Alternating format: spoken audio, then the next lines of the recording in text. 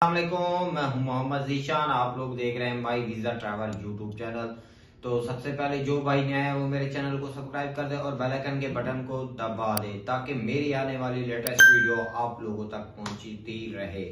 मैं वीज़ों के related information बना के आप लोगों तक पहुंचाता हूं और माई वीजा ट्रैवल आप लोगों की हेल्प करता है कि आप किस कंट्री का वीजा कैसे हासिल कर सकते हैं। अगर आप लोगों ने हमारे चैनल के साथ जुड़ के रहना है तो लाजमी सब्सक्राइब कर दें और बेल आइकन के बटन को लाजमी दबा दें ताकि मेरी हर वीडियो आप लोगों तक नोटिफिकेशन पहुंचता रहे। आज की इस वीडियो में आपको एक 2025 की न्यू अपडेट दे रहे हैं जो कि थाईलैंड वालों के लिए, जो भाई भी थाईलैंड जाने के लिए तैयार है, मैं वीडियो उनके लिए बना रहा हूं। बाकी अगर आप लोग जानना चाहते हैं कि इसकी कौन कौन सी रिक्वायरमेंट है और 2025 के अंदर उन्होंने कैसी रिक्वायरमेंट बढ़ा दी हैं या कम कर दी हैं, मुकम्मल आज की इस वीडियो में मैं आपको तफसील दूंगा और आपने मेरी वीडियो को लास्ट तक देखना है। तो थाईलैंड के रिलेटेड मैं आपको बताऊं, अगर आप इसका 2023 के अंदर जैसे कि वीजा हासिल करते थे 2024 के अंदर, आपको सबसे पहले पासपोर्ट होना चाहिए था और उसके बाद आईडी कार्ड, बैंक स्टेटमेंट। अगर आप बिजनेसमैन है तो एनटीएन, 2 इयर्स का टैक्स ऑफ रिटर्न्स और काफी सारे डॉक्यूमेंट्स अपने साथ अटैच करके एम्बेसी में फाइल सबमिशन करानी पड़ती थी। और इसके बाद मैं आपको बताऊं कि आपको 7 डेज के अंदर इसका वीजा मिल जाता था। इसकी रिक्वायरमेंट यही थी कि आपके डॉक्यूमेंट्स कंप्लीट होने के बावजूद आपसे इंटरव्यू लिया जाता था और इंटरव्यू के रिलेटेड ही आपको वीजा दिया जाता था।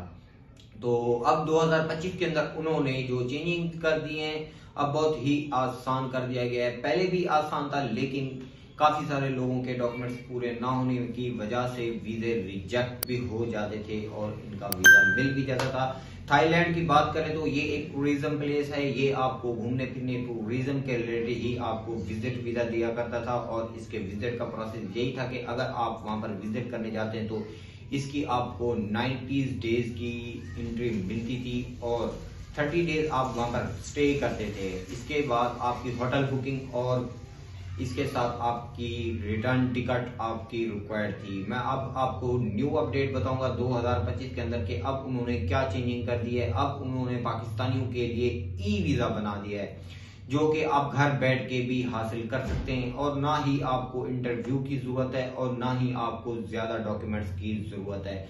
आप इसका घर बैठ के, आपके पास जस्ट लैपटॉप होना चाहिए या आपके पास एक कंप्यूटर होना चाहिए, आप उस पर इसकी फिल करके आपको ई वीजा प्रोड्यूस कर दिया जाता है। और ये बहुत ही बड़ी उन्होंने अपॉर्चुनिटी निकाली है पाकिस्तानियों के लिए और बहुत ही आसान वीजा निकाला है। और मैं आपको एक सजेशन करता हूं कि अगर आप लोग यूरोप या किसी कंट्री में रिमूव होना चाहते हैं तो मैं आपको बेस्ट सजेशन यही करूंगा कि ये चीपेस्ट रेस्ट रूट्स है कि आप थाईलैंड को चूज करें। थाईलैंड से आप किसी भी यूरोपियन कंट्री में आसानी से रिमूव भी हो सकते हैं। और मैं आपको बताऊं कि आप इसका लीगल प्रोसेस करके जाएं जो कि पाकिस्तान से आपको कम कॉस्ट में पड़ता है, ठीक है ना।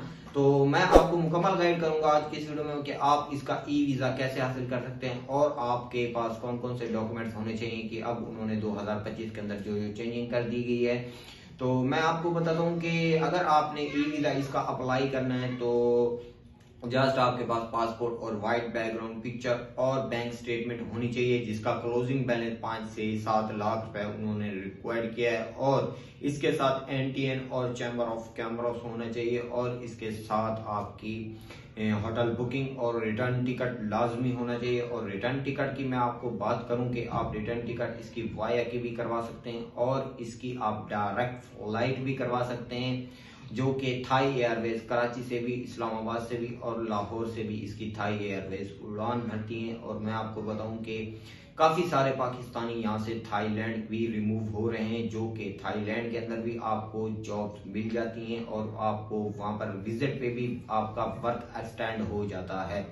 आप अगर विजिट पे वहां पर जाते हैं, आप अपने लिए जॉब तलाश करते हैं, आपको कोई जॉब दे देता है तो उसके बाद आप वर्क के लिए एलिजिबल हो जाते हैं। वर्क परमिट भी आपको ब्लू मिल जाता है और 6 मंथ आपको वहां पर रहने के बाद आप वहां पर मैरिज भी कर सकते हैं और मैरिज के बाद आप अपना वहां पर 4 इयर्स का अपना पासपोर्ट भी बनवा सकते हैं जो कि मैं आपको बताऊं कि जैसा कि वो आपका रेजिडेंट टीआरसी भी होता है। अगर आपने वहाँ पर मैरिज कर ली तो वहाँ पर आपको नेशनैलिटी बहुत लेट मिलती है। काफ़ी सारे पाकिस्तानी वहाँ पर एडजस्ट भी हो चुके हैं और उन्होंने टीआरसी भी अप्लाई कर दी है।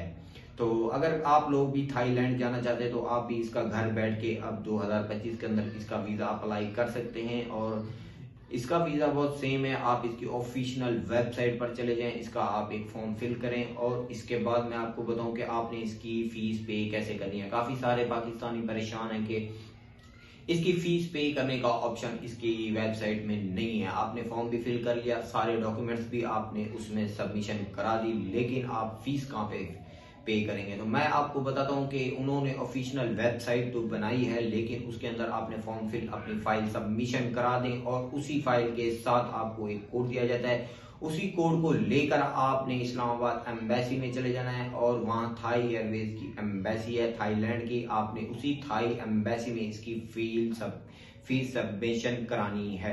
और इसकी फीस की बात करें तो फीस 13 से 14 हजार रुपये की इसकी फीस है। आप उस थाई में वहाँ पर जमा करवा सकते हैं और इसका यही एक सोल्यूशन है कि आप थाई एम्बेसी में चले जाएं, वहाँ पर अपनी फीस को सबमिशन करें और इसकी फीस आपसे पाकिस्तानी पीकेआर में भी ले लेते हैं और थाई एयरवेज में भी आप करवा लें तो वो भी आपकी सबमिशन हो जाती है।